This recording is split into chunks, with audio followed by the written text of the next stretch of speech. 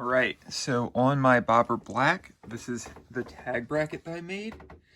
Essentially used the factory reflector mount and then made this L bracket.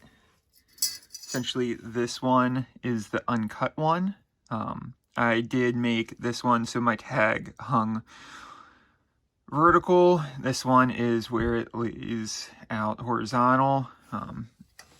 In a couple of my videos, this is the one in my hand that I had on there.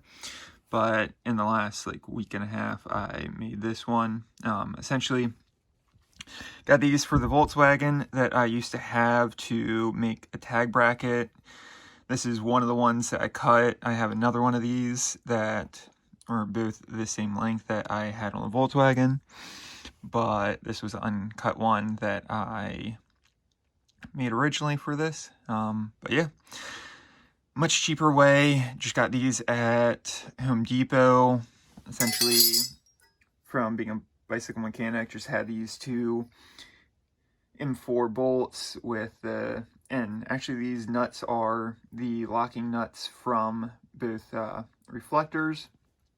And yeah, it's actually pretty sturdy. I drill these two bolts, or two holes in there. You can see the one that is cut wider is to angle the tag up, because I did not want the tag to lay against the swing arm. But yeah, this is a super cheap, $5 tag bracket. There is no light on mine, at least for right now. I don't know if I'm going to put one on there. But essentially, I run the two reflective bolts holding on the tag, and the tag is on here. Just took it off to make the video. But yeah, the factory one from Triumph essentially clamped around here, even though it did have a light. I thought for $300, it clamping around the swing arm and scratching it was a pretty poor design, so I just made this real quick to have it for having the short fender on the back.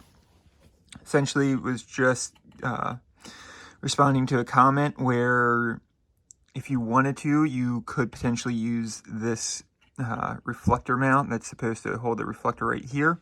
Could use that and make it so the tag sits right in between. But I personally did not want to do that, so I just cut that off and made this mount.